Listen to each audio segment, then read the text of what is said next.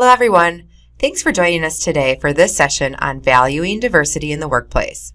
At Dynamic Corporate Solutions, we know that successful businesses understand the importance of diversity. They know how to foster diversity and prevent barriers that hinder an engaged workforce. In this course, we'll explore that world of diversity and understand its importance in our workplace and on our teams. We're glad you're here. Issues of diversity are all around us in whatever type of environment we work. Every day, we see examples of businesses who are called to account for discrimination, the most obvious evidence that diversity is not valued. Take a look at some of these recent and unfortunately not uncommon headlines. These examples point out why all of us should be familiar with diversity and how it shows up in our businesses. The bottom line, have you noticed increasing diversity in our society? If you have, you know that diversity is also a part of the makeup of our workplaces and it affects our jobs every day. Specifically, this course will address these topics. Diversity Today.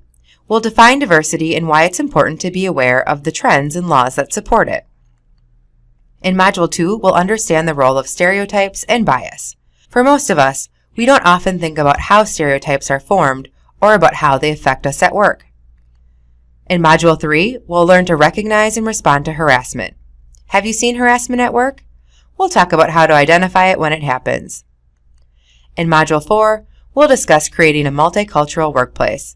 No matter what our age, race, or gender, everyone can promote a work culture that values mutual respect and professionalism. During our course, you will occasionally see a focus and apply question. We'll stop and apply our topics to you and your situation at work. The topics in this course are common in most businesses. In this case, consider how diversity shows up on your team and with the people you work. Are there different backgrounds, different ways of thinking, and different cultures on your team? So, coming back to today, with the official right of all persons to be treated fairly, free from harassment, which gives everyone in the workplace the mission and responsibility to value the diversity in the people around us. In just a few decades, a lot has changed about the majority or minority makeup of the American workforce. Grab a pen and pencil and let's take a quick quiz to see how things have really changed in the working world. For every question, write down your answer, and at the end, we'll total our responses to see how tuned in we are. Our first question. The average worker in 1965 was a 29-year-old white male, married, with children, and having less than 12 years of education. Do you think this is true or false? Write down your first gut reaction. The answer is true. Mark whether you got it correct or not before we move on. Okay, next. The fastest growing race in America is people of Asian descent. Is this true or false? What do you think? The answer is true. Asian is the fastest growing group. You might have thought another group, huh? Wrong. There are now 21 million Asians living in the U.S. Let's move on to the next one. Who is the largest ethnic group in the U.S. according to the U.S. Census Bureau? African, Asian, or Hispanic? Well, make a guess. Largest ethnic population? Write it down. The answer is here. If you guessed Hispanic, you are correct. Hispanic Americans comprise 17% of the population according to the 2013 census. All right, our next one. How many languages would you guess are currently spoken in California? I'll give you a hint. It's a lot. Make a guess. The answer is 80. Can you believe it? It's true. California has the most racial and ethnic groups of all states, which bumps up its number of languages. Give yourself the credit if you guessed it correctly. So let's put what we've learned so far into action with a focus and apply scenario. Here's some background information to set up the scene. You work on a team that's very experienced. Most of the team members are very direct and not afraid to share their opinions. Each week, your team meets to discuss project and process updates. These meetings are typically lively with all of the direct members of the team. About 3 months ago, a new employee named Mohammed joined the team. You don't know him well because he's very quiet, but you've noticed that he's a good addition to the team. He always produces high-quality work, and you've seen him help out others on the team. Now that we have the background, let's take a closer look at a team interaction. Today, during the weekly meeting, the team is discussing ways to update a process to make things more efficient. As usual, 3 or 4 of the experienced guys on the team are talking loudly about what they think should be done. Mohammed says nothing, even though you've seen him trying different techniques that you think could work and really help the team.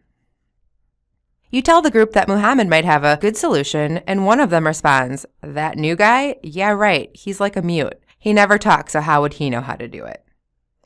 Does this sound like a scenario that you've seen happen at work? Let's take a closer look and identify what is happening here. From what we've learned about diversity, let's think about what kinds of issues may be happening here. What do you think?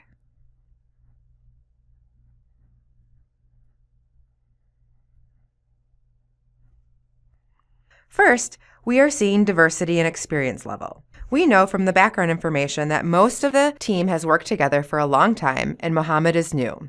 That could definitely impact how others view him and whether he is comfortable sharing his ideas. It can take some time to find your voice and place on a new team, especially if the team has worked together for a long time.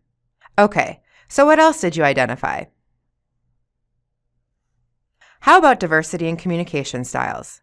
Communication may not be something we typically think about when we talk diversity, but it is definitely something unique to someone's style and skills. In this scenario, the meeting is certainly impacted by the styles of the participants. Did you identify any other diversity issues present? We don't have all of the specifics, but there's a strong possibility that background or personal characteristics are influencing the situation. Things like age, national origin, or religious background can definitely impact each individual's viewpoint. Anything else? Hopefully you also identified the lack of appreciation for those that are different. The team dismissed Mohammed as not likely to have good ideas because he's quiet. What does that sound like to you? Definitely an assumption and an example of a lack of value for others. Great work. Now that we've identified some of the diversity factors at play, let's talk about what you should do if you find yourself in this situation. Take a few minutes to think. What would you do?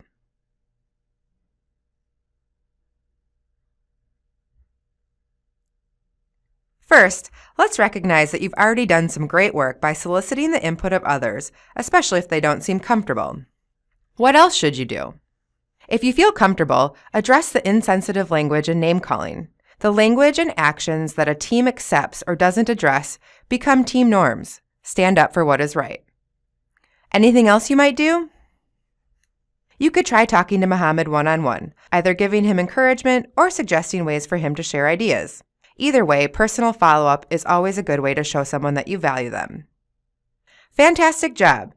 Now that we've put what we've learned into action, let's recap what we've talked about so far. Some of the most powerful choices supervisors make throughout the day are about what to do, how should I respond, and where should I spend my time.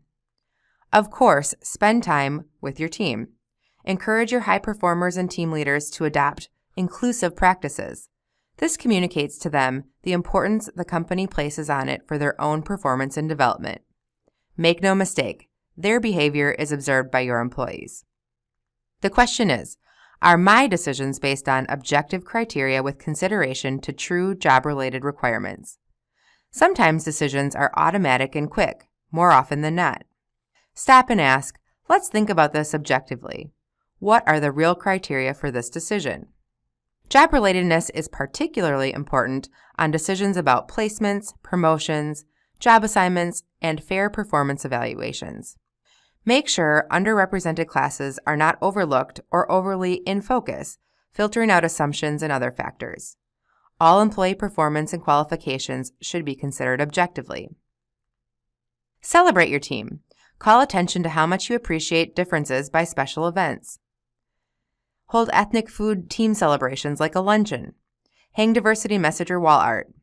Congratulate employees on things they celebrate if they do something different. It's not something we think about often, but what we let go unnoticed is an important opportunity to guide our people also. What I don't pay attention to most likely will not change. If something is happening that needs to change, take the opportunity to address it. I know it's an old adage, but sometimes they're true. What gets noticed gets done.